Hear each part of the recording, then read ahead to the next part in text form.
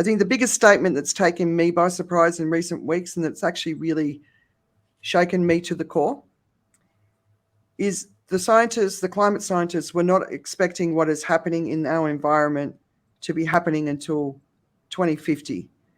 And I already knew what was expected in 2050, so that's why it's really shaken me to the core. So the escalation is real. What's happening is frightening. And the voices are getting more extreme, which is why we're seeing scientists supergluing themselves to buildings around the world.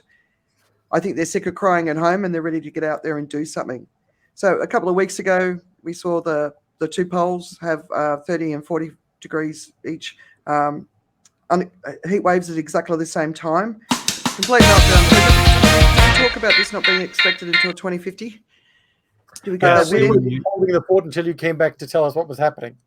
Yeah, right. Okay. Yeah. So, you heard the Congo ice shelf had basically the size of LA cracked off and considered safe.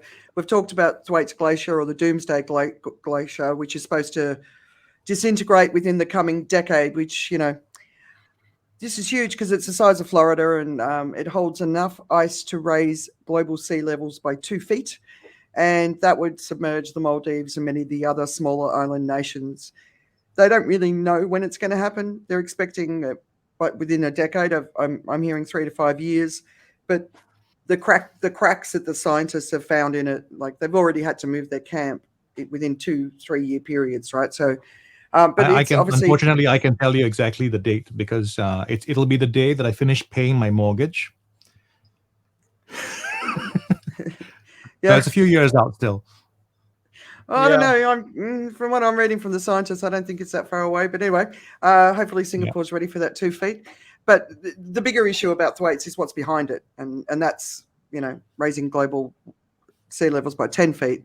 But all of the warming of the sea level is already because warmer water expands, and that's where a lot of the sea rise is coming from. But the whole point is, it's not a question of seas will rise 2 feet; it's a question of when. And we just have to make the decision to adapt. So if you're living in a risky area, 2 feet, good time to start thinking about it.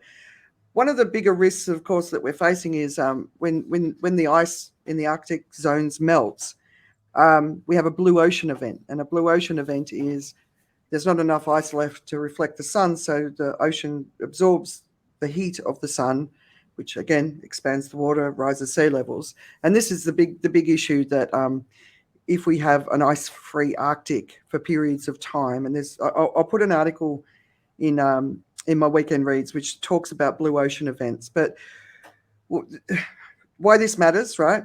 So basically, the jet stream, which most of us know from flying, it loses its energy because of this, and then basically what happens is the storms, when they come over land, they stay longer and dump more water in places where there might be farming, for example. So then there's no food.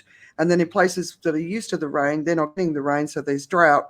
And this is the sort of stuff that we've got to be worried about. And that's why it's really, really, really important that we stop those happening. So the other issue is it's an El Nino time. And they think that that's one of the issues that's pushing the climate extremes in both hemispheres. Another story, we've got less than 3 years left for the world to avoid climate catastrophe. And of course, that's not 3 years to act. We've got to do everything we can in the next 3 years. Some of the information in the IPCC report has been misinterpreted. The language was just a little bit wrong. And basically, if we follow the language of how it was interpreted, we're in trouble. But let's look on a business side. So MasterCard just recently linked compensation for all of its employees to its ESG goals. So this is the all-in approach. Yeah, it's a really big announcement. So we've seen some more and more companies moving towards this. But to me, this is one of those announcements that I think will potentially permeate out around, for the multinationals at least, because of everyone in the business is tied to ESG goals. And of course, we have an opportunity to create greater impact. So I thought that was a really interesting one. And based on just even you then Joe going, it tells people to take this seriously, right? Even people who aren't taking it seriously, right? Yeah, no, I think it's it's always about attention, right? We the I always talk about how for change to happen in the world, for anything to happen in the world, the currency is attention, and Mm, you've got to get people's attention. So something like this really says, okay, this is serious, right? So yeah, this is one of the ways. I think a company can definitely signal to its people, okay, pay attention, yeah, and then that happens.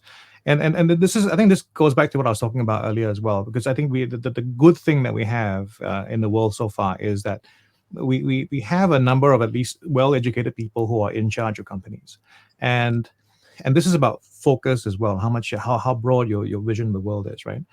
I think for the longest time everything has been about corporations, corporate numbers, ledgers. That's the focus that you have there. And what happens is the world has changed, and this is one of the things that I like about. Okay, so I don't think social media is all evil. I think it has its good side, and this is one of the good sides. It's how you cannot have things happen in the dark anymore. It's very hard for things to happen in the dark anymore. So mm, when you have something of significance like this, the company is exposed in terms of its reputation, in terms of everything else.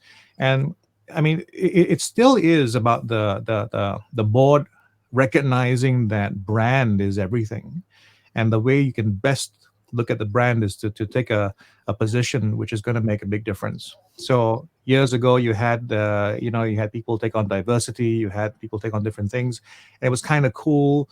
And I guess here's the moment now, right? I mean, the environment for a while wasn't that cool, as because maybe there were too many environmental extremists who were making it bad for everybody else.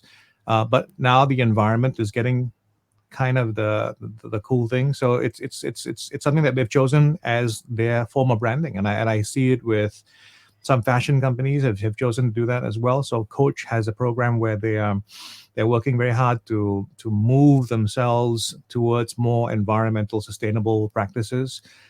They haven't switched it 100%, but they're doing it a few percentage at a time. 15% of this is being used, or the material is being used, or 50%.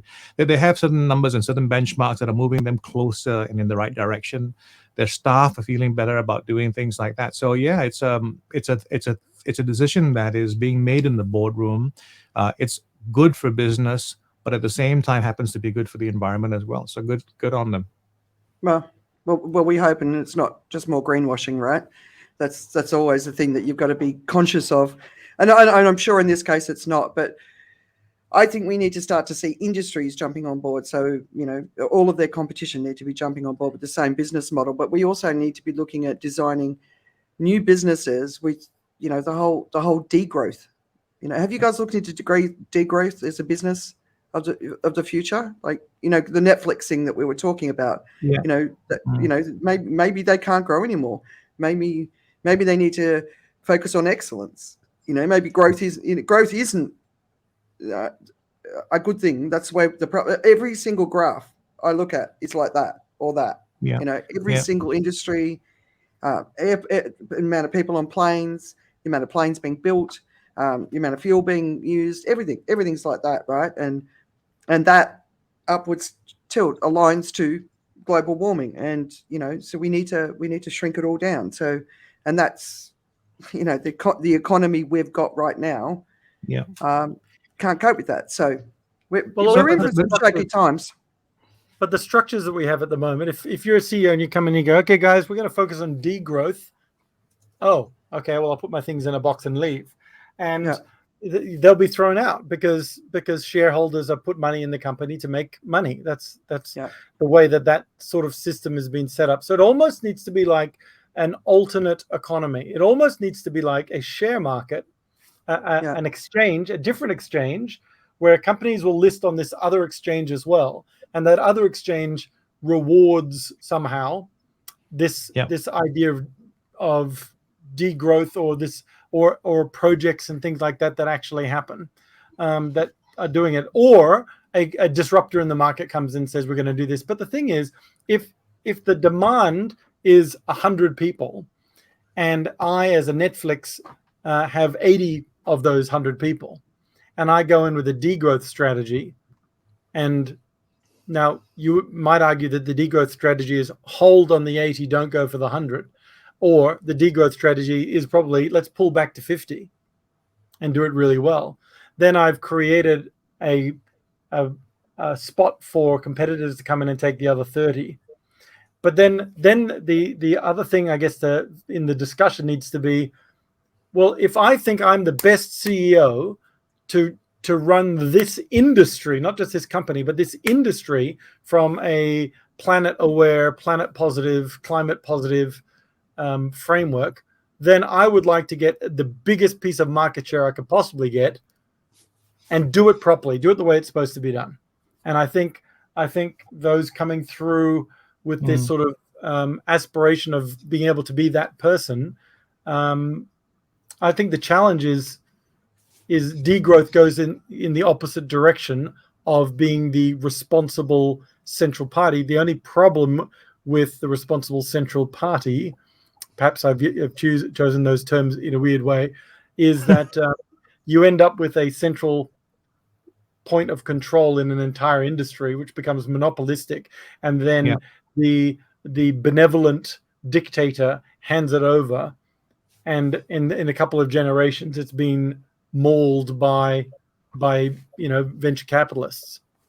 So then who are milking the cash cow and don't care about the environment, sort of thing. So it's one of these delicate balances that the world has to look at. But I think in its existing economic setup and structural setup, it's very difficult for a degrowth strategy at scale on the levels of the companies that we're looking at to actually do it, unless you're doing something like an Apple, which go, well, we don't need, we can use the same box, the same style of everything else, and just make it better inside, and limit the number of, we don't need 10,000 different products where they're just disposable. Make them expensive enough, good quality, that they'll last a few more years. But I don't know whether they're the best example either, because the technology is advancing so much that we have to keep changing it as well. So it's almost like there needs to be a parallel economy that we get to choose to play in this current economy, or we get to choose to play in this parallel economy. And maybe the whole world of crypto can be something to do with that new parallel economy, except of course the electricity engine of crypto could be seen to be negative from a climate positive perspective. But maybe there's just this opportunity for somebody to come in and sort of create that, or a group of people to start thinking, what is the different way of operating? Maybe, believe it or not, maybe it's and I'll just throw this one out there, maybe it's something that because there are alternate economies out there. And for example, there's alternate banking. Islamic banking operates in a very different way to normal banking. So maybe there is an opportunity for this. It needs to be big enough. There needs to be a big enough movement of people that on Earth Day 2024 will switch to the new economy. Yeah, and we need a complete overhaul. And when I first started talking to people about this a long time ago, I'm like, the stock market cannot exist the way it exists. And for someone like Joe, you'd be like, well, but we can't. Like, we can't keep going. So everything needs to be transformed. Like, so there's an article, 1.5 versus 2.2 degrees warming, right? What's the difference between 0.5 degrees? We're at 1.1, 1.2, depending. 1.5, we're going to lose 70 to 90% of the world's corals. At 2 degrees, we're going to hit 90%. We're on track for 3.2 degrees, right? We have no corals. We have no ocean life. We have a dead ocean. We are dead. Like, we can't survive in the numbers that we've got. Like, I don't believe that human extinction is on offer to us. It's certainly a path if we keep going, but we're not going to be that stupid, right? Who knows? But we have to be radical in our thinking and about what makes changes. And you're saying the shareholders aren't going to make any money.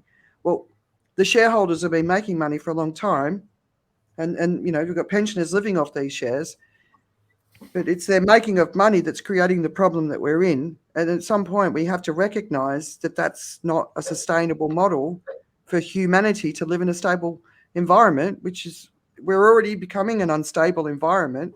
And if you can't rely on weather patterns to grow food, the infrastructure that we have in place is relevant to where we live based on the last however millennia. Well, now those houses aren't necessarily going to hold up to ice or rain or typhoons, or so that's where we're moving towards, right? Unstable environments and the impact that brings, and droughts. It's a really big, huge thing that we're facing right now, and it's not little bits that we've got to do. We've got to do big transitions. So I think whole industries have to come together and say, how are we going to agree to change together? Yeah, I like, because when you were talking about the MasterCard piece of news, it sometimes it's released as competitive advantage, and now Visa and American Express and are sort of, people are watching them to see what they do, but they effectively will be followers, and MasterCard would say, we're ahead of the game, they're followers. But it would have been really nice if they all came together and said, how about we all do this together? Exactly. It's not about winning. It's about doing what we need to do to move forward, right? So one of the big stories there's a lot of coverage on the permafrost that's thawing right across the north. And I mean, this has been a big story for a long time, but just recently it's really getting a lot more coverage because, of course, this is the methane dragon, which is more potent than CO2 in the short term. So that's a big story. The boreal forests in the US, they're doing a whole bunch of tests on them now, whether or not, they can cope and how much warming they can cope with. And these are a big climate, big CO2 sink. And so, of course, we saw the floods in Australia, 2 lots of floods, which was unprecedented once again, right? But some other things that have been happening that people may not be paying attention to. So India had a heat wave in March that was like the hottest March in 122 years. And right now, India is going through another extreme heat wave. And the reason that this matters is India was being looked at as the country that could fill the gap on wheat that we needed because of the war in Ukraine. But now 25% of the wheat has been destroyed because of this heat wave. So that's going to increase the risk of famine around the world. And then in the UK, they've just had this huge heat wave, and now they're going into this blizzards and snow and freezing temperature. And of course, they've just all planted these crops, and those crops are now going to be at risk of not even being able to grow. And this is how it happens. This is how it gets worse, right? What's happening over there? What's happening over there? What's happening over there? It all starts to come together. And most people aren't even paying attention to the flooding in South Africa. Over 400 people have died in New Durham. It's mainly because the poor people are actually living in shanty towns on the side of rivers. So when the floods come and they're saying it's climate change, people are dying and poor people are dying. So we know we're in a really South America, Argentina. Yeah. I mean, we're in and every fire releases brown matter that goes up to the poles, which creates more reflection. And but there's another trend that's happening right now, and it's called, I was talking about earlier, these people called the doomers, and basically they say that they don't think there's any hope and that we've gone too far and that there's no coming back from it. And I don't disagree with them. But the one thing that every one of the it's done, it's over says, the reason that we can't pull back from this and we can't solve it is because our leaders will never do the work that's needed to do it, because we are not going to ever be willing to change how we live to make sure that it's done. So it's on all of us, and that's what my message is all about. It's on all of us to make sure that we can have a livable environment, and it means we have to shrink our lifestyles. Billions of us. The 10% who contribute the most have to shrink. So yeah, so just it's Earth Day. I just wanted to finish with saying, I've been talking. Yeah, we are screwed, but there is hope, and that's why I've never lost it. But I've been talking about this and sharing information on this for decades, and of course I get very exhausted by it. It's sometimes I sink into the despair of the information, and it's hard when nothing I'm saying seems to be sinking in, And I'm always trying to look at different ways of sharing information. I work really hard at doing that and sharing other people's information. I see what's coming, and the fact that we're where we're going to, that statement, this is where we were expecting to be in 2050, and it scares the life out of me. And every argument against change, every person that says, we don't need to do much, we just need to do a little bit. No, we don't. We need to do a lot, because we're going to make these changes one way or the other. We either decide to change, or nature will change for us. One way or another, it's going to happen. Nature will decide if we don't decide. And we can't stop our global economy, which is, of course, what they said at the beginning of COVID. Well, we sure did stop it, but there's no other way. We decide, and all that takes all of us coming on board to act, or nature would decide for us, and then we're going to be sitting there facing the consequences of that. And I'm prepared for that.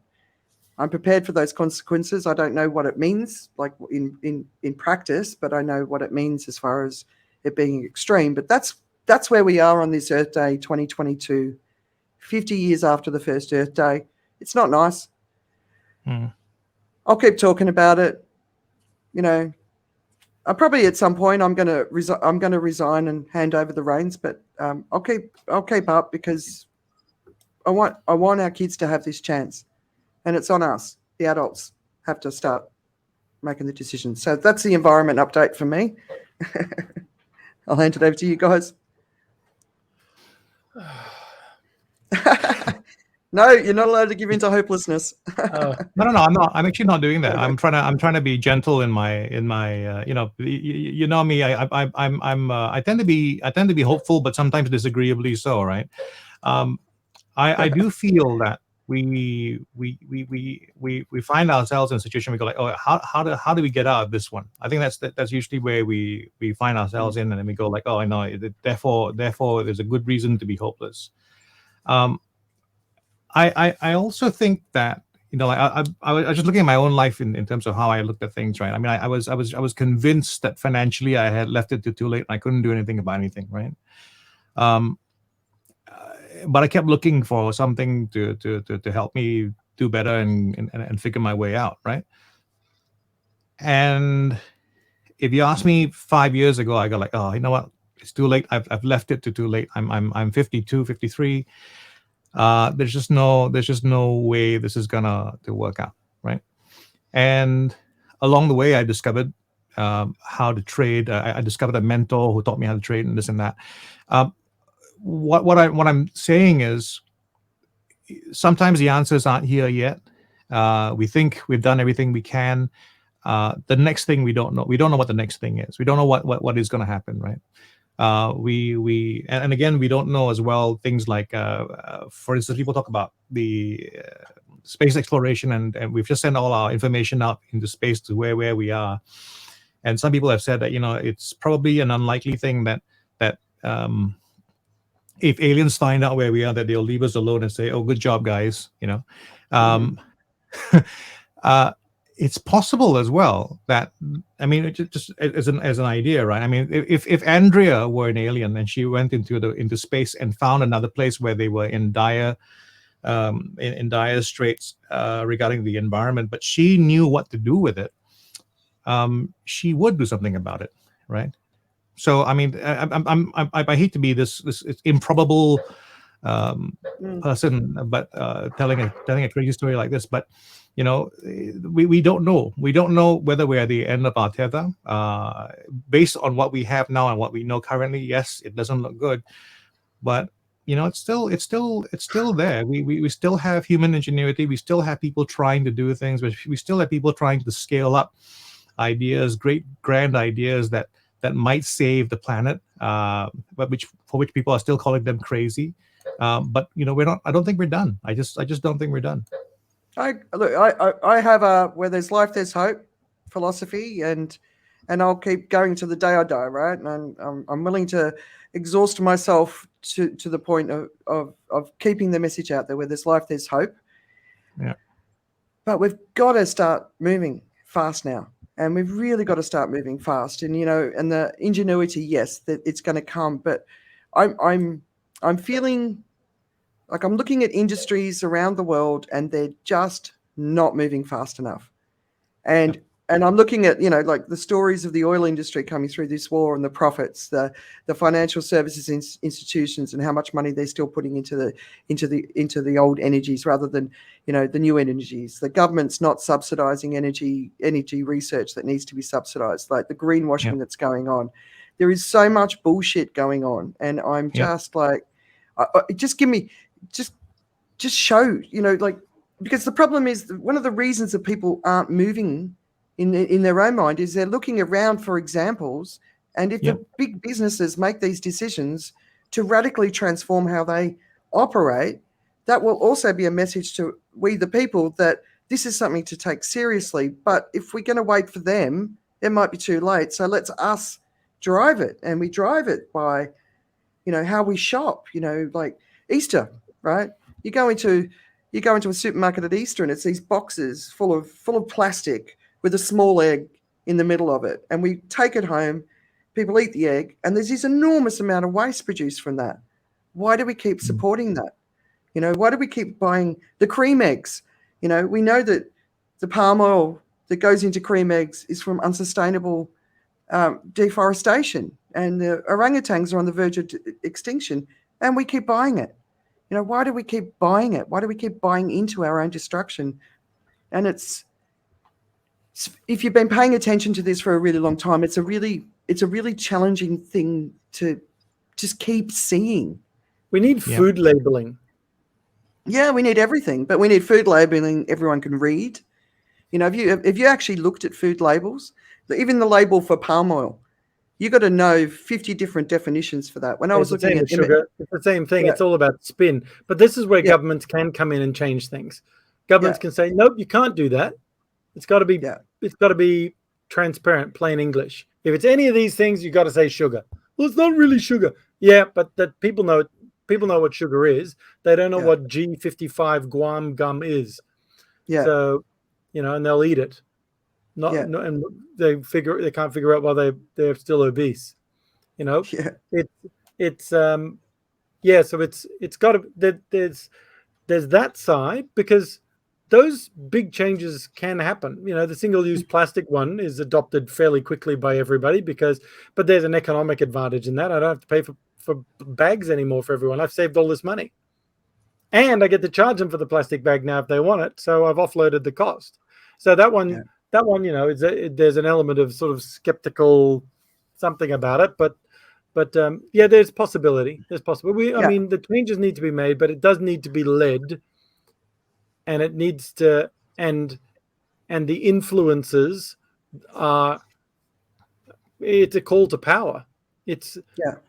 We can make micro decisions, and if enough of us get together, those micro decisions become a big decision, but that needs to be led. So those sorts of movements need some sort of leadership as well.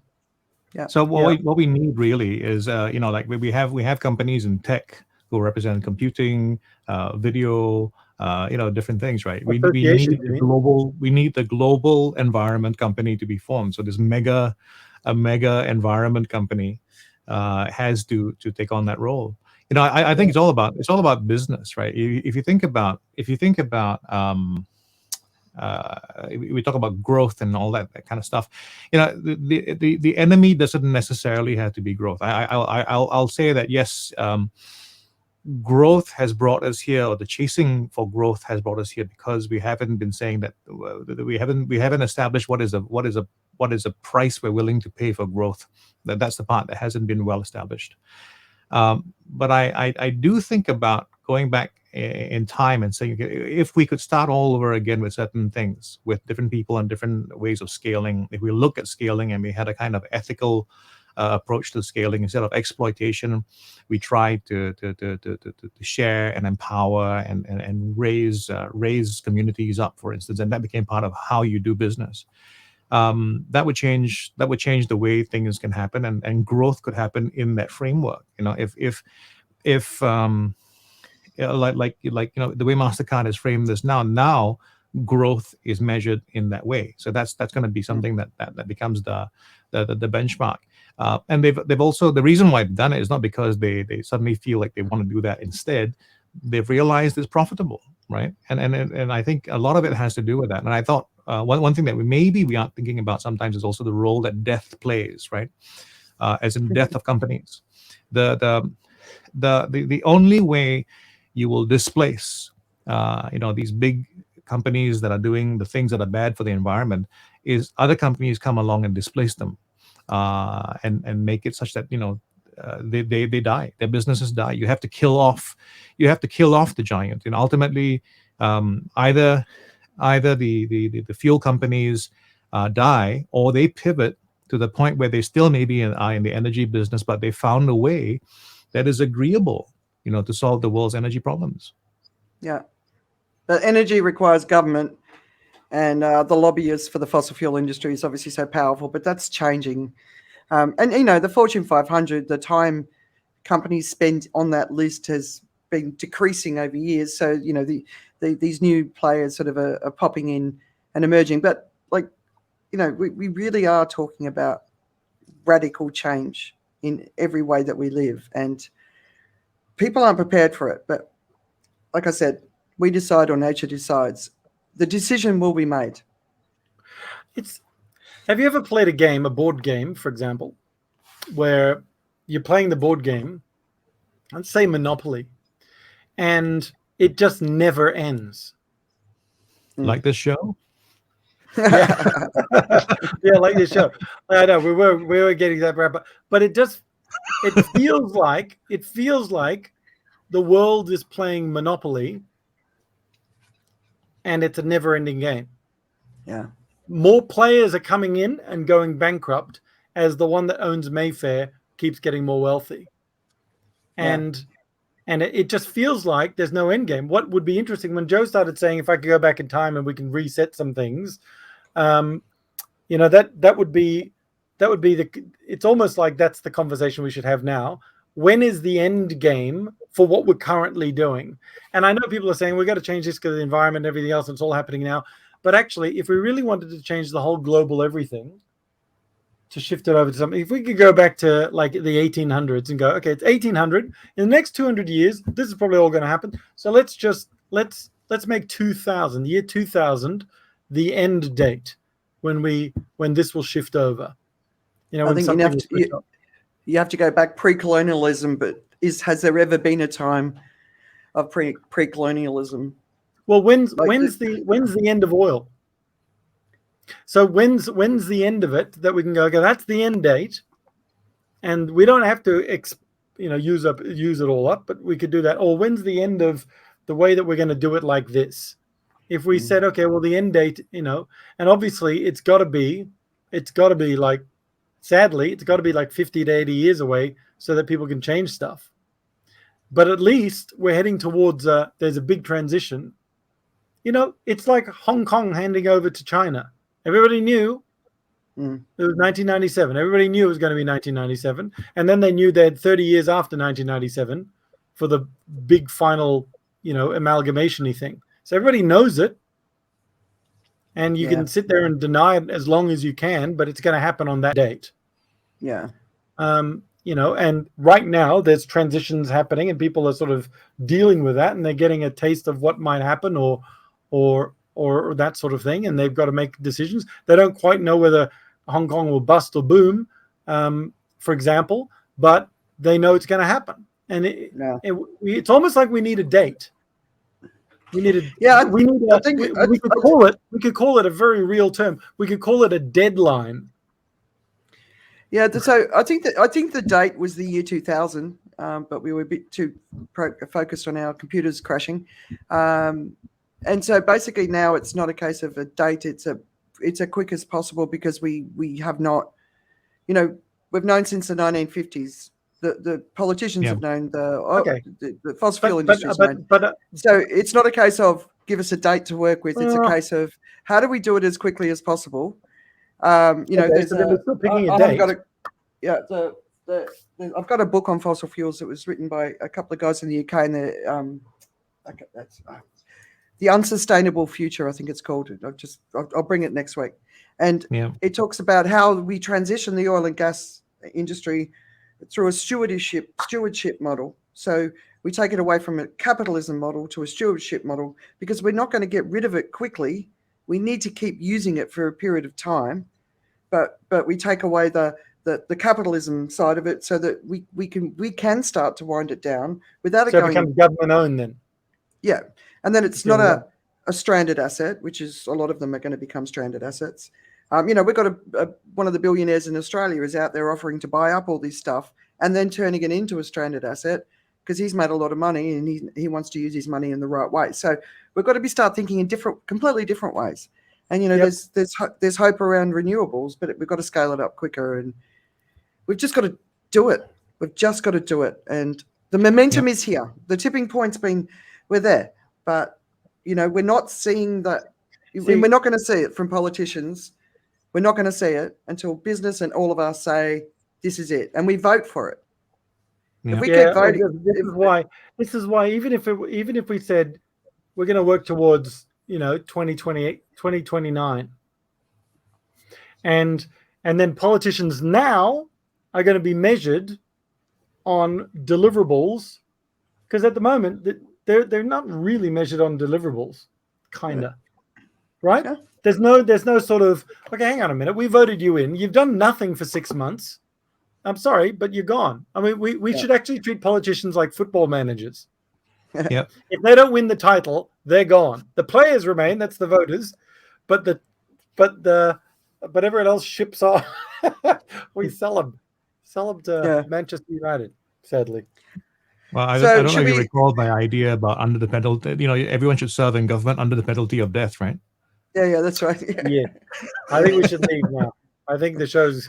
Oh, we got. Yeah. Look, I mean, I think it's food for thought. It'll be interesting to see where it comes to. But what possibly needs to happen is forums and discussions need to start happening with deadlines and actionable things that people can be measured on. Because we're not measuring it, it ain't going to happen. Yeah, and industries need to come together and work out the solution for their industry, and need to make radical changes, and just need to accept it. Fast fashion should be a thing of the past. It's booming, and it's horrifying to me that it's booming. As a fashion industry's got to solve its problems. The technology industry, how are they going to solve the e-waste problem?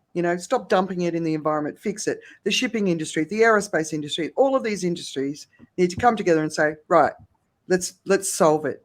And if anyone sitting there with their shareholder looking to make a profit, well, I'm sorry, that's going to have to be put on hold for now, because we've got to solve this. And and it's not a time.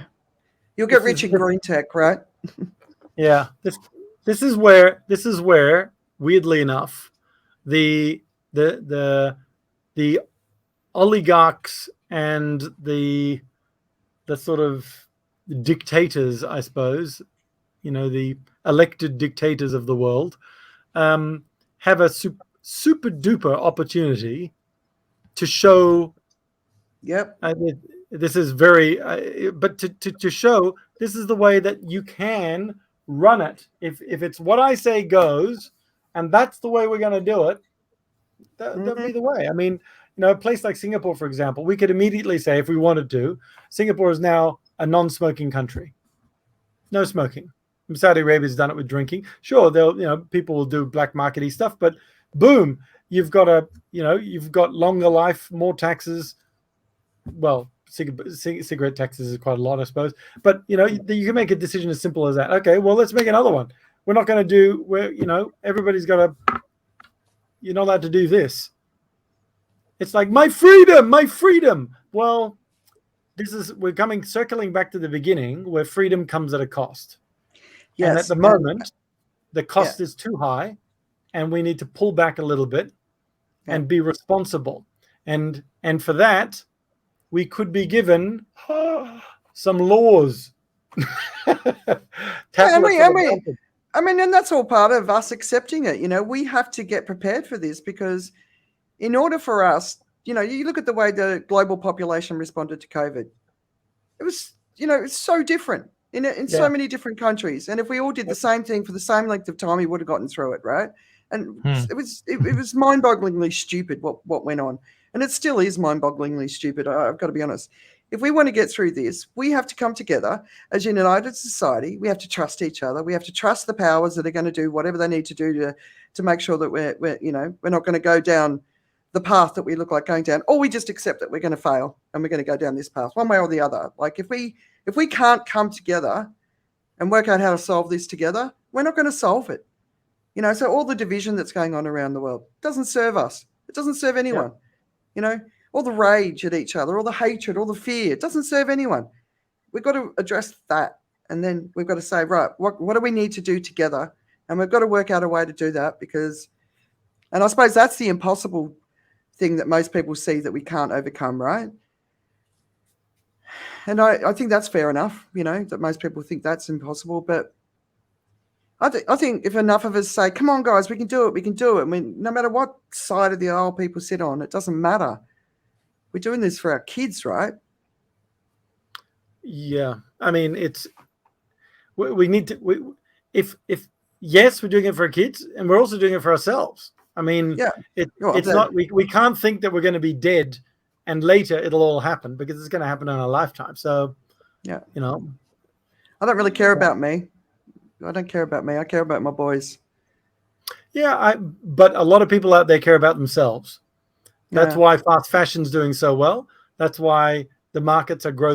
That's why you're buying a fast car and all that sort of stuff. Yeah. It's not to impress your kids. It's to make yourself feel good. And we've got an identity problem, which is why the youth are feeling suicidal. We've got a hopelessness problem, which is why people are feeling down. So if we become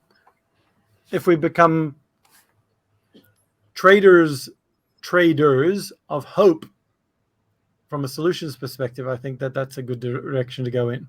Anyway. I'm a trader of hope. I will keep being a trader of hope, but sometimes it's a bit dark at home, as my husband knows.